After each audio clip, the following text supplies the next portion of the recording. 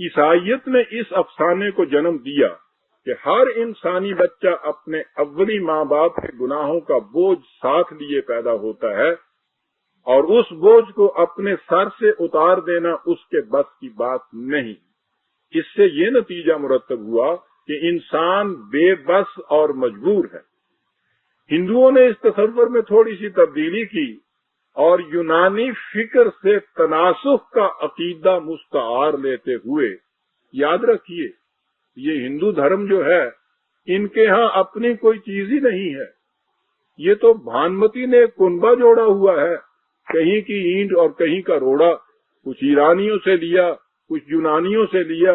وہ جو میں کہا کرتا ہوں کہ آنکھ نرگس کی دہن غنچے کا حیرت میری، ان کی تصویر میں پوچھے کوئی ان کا کیا ہے؟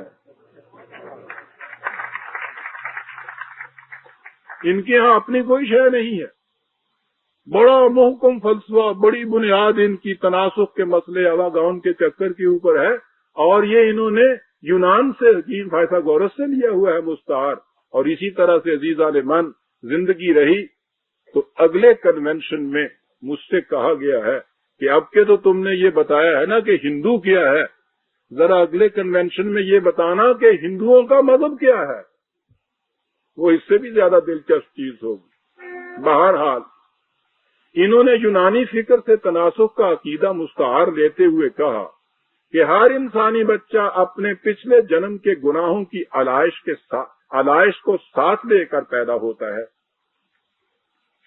اس لیے اس پر جس قدر مصیبتیں آتی ہیں وہ اس کے سابقہ جنم کے کرموں کی پاداش میں ہوتی ہیں، یعنی وہ کرم جن کا اسے کچھ علم و احساس نہیں ہوتا۔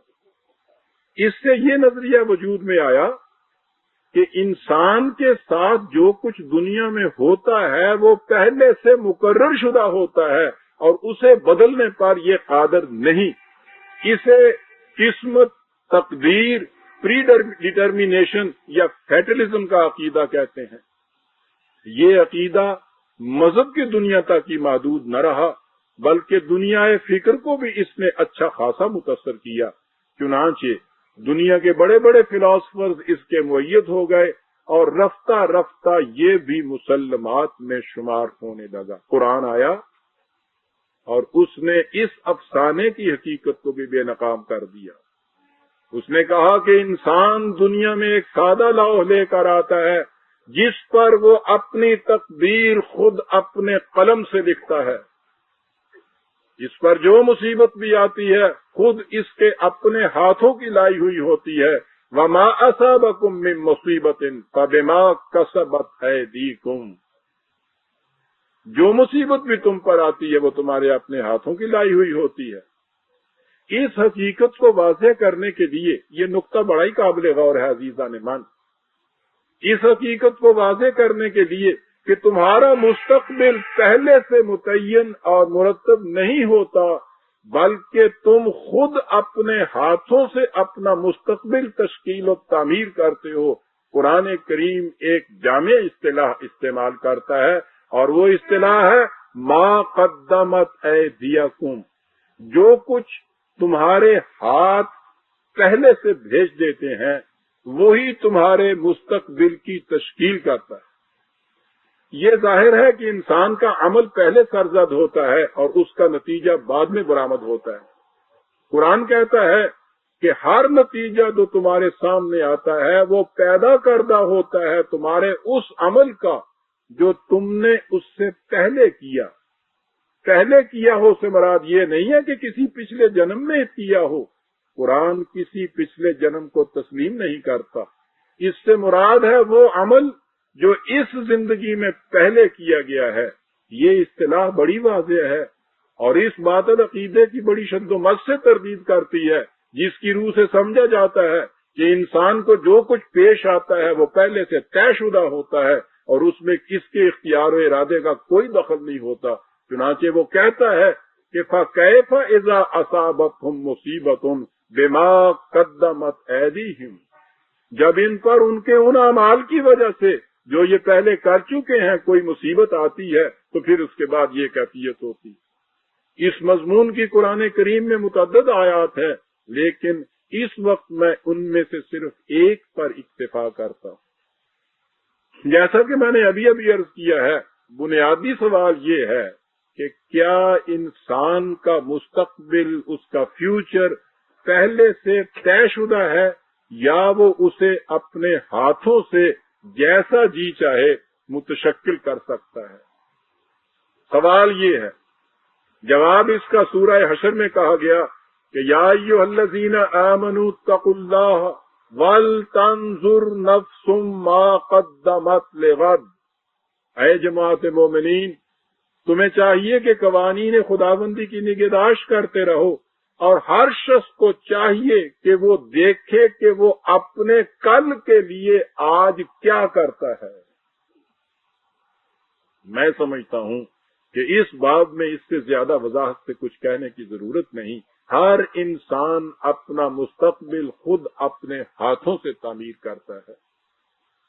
جو لوگ یہ کہتے ہیں کہ جو کچھ ہوتا ہے خدا کی مرضی سے ہوتا ہے، انسان کا اس میں کوئی اختیار نہیں ہوتا، غور سے سنیے عزیزان من، بڑا مقدس یہ عقیدہ بنایا جاتا ہے کہ جو کچھ ہوتا ہے خدا کی مرضی سے ہوتا ہے، انسان کا اس میں کوئی دخل نہیں. قرآن کہتا ہے کہ اس قسم کا عقیدہ کفر اور شرک ہے.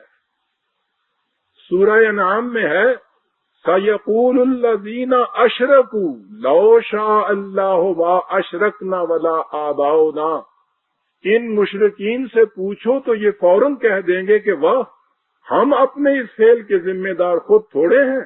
اگر خدا کو ایسا منظور ہوتا تو ہم یا ہمارے آباء و اجداد کبھی مشرکانہ طرز عمل اختیار نہ کرتے. یہ سب خدا کی مرضی سے ہو رہا ہے. انسان اپنی مرضی سے کچھ نہیں کر سکتا.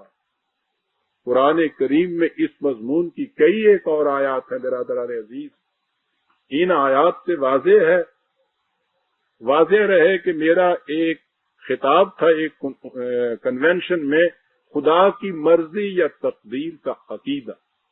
میں نے اس میں تفصیل سے سارے قرآن کریم کی آیات کو سامنے لا کر یہ بتایا تھا کہ جن آیات سے غلطی سے یہ سمجھا جاتا ہے کہ انسان مجبور واقع ہوا ہے، وہ آیات صحیح طور پر نہیں سمجھی جاتی.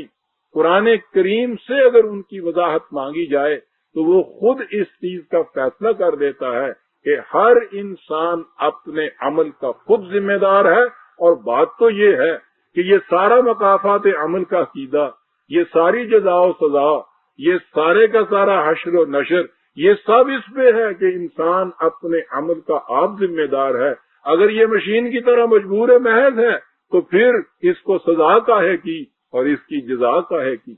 جیسا میں نے ابھی عرض کیا ہے، سانپ اگر ڈس کر کسی کو مار دیتا ہے، ہلاک کرتا ہے، تو دنیاوی عدالت تو ایک طرف رہی، خدا کی عدالت بھی اس پر مواخذہ نہیں کرتی کیونکہ وہ مجبور ہوتا ہے. اور اگر انسان بھی مجبور ہوتا ہے تو اس کے قتل کو جرم قرار دے کر اس کو سزا یہاں بھی دی جاتی ہے، اور قرآن کہتا ہے کہ اور خدا کہتا ہے کہ ہم اسے جہنم میں بھی بھیجیں گے.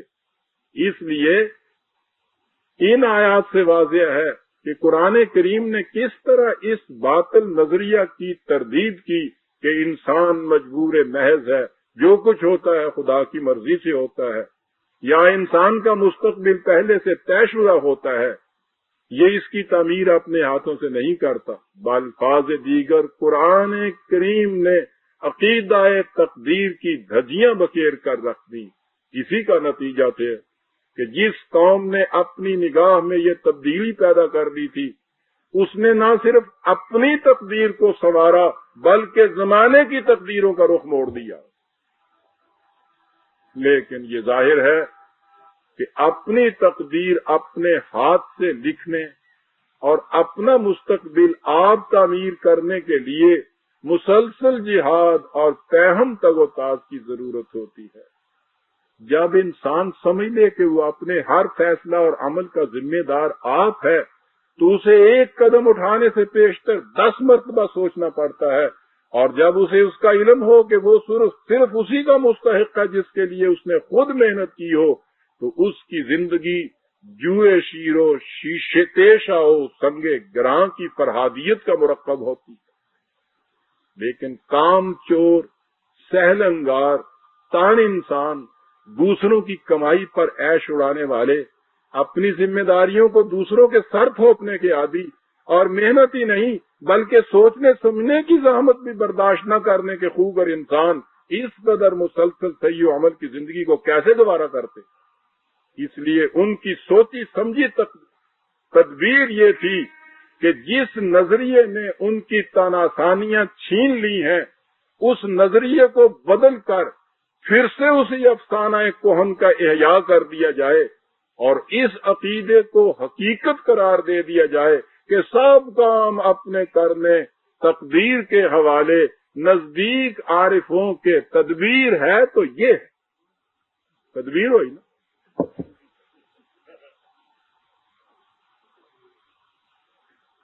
ہاں جی، چنانچہ انہوں نے یہ کیا اور ایسی سادگی اور پرکاری سے کیا کہ کسی کو پتہ ہی نہ چلا کہ یہ تبدیلی کیسے ہو گئی۔ ان کی یہ تدبیر کس قدر محکم اور دور رس تھی، اس کا اندازہ اس سے لگائیے کہ قرآن کریم نے ایمان کے 5 اجزاء بتائے تھے، یعنی اللہ، ملائکہ، کتب، رسل اور آخرت پر ایمان، لیکن اب ان اجزائے ایمان میں ایک اور کا اضافہ ہو گیا، اور مسلمان ہونے کی یہ شرط قرار پا گئی کہ وہ یہ کہے کہ آمنت باللہ و ملائکتہ و کتبہ و رسلہ والقدر خیرہ و شرہ من اللہ تعالی و بعث بعد الموت، یعنی تقدیر کا وہ باطل عقیدہ جسے قرآن نے مٹایا تھا اب مسلمانوں کا جزو ایمان بن گیا۔ اس کا نتیجہ یہ نکلا کہ اقبال کے الفاظ میں عمل سے فارغ ہوا مسلمان بنا کے تقدیر کا بہانہ۔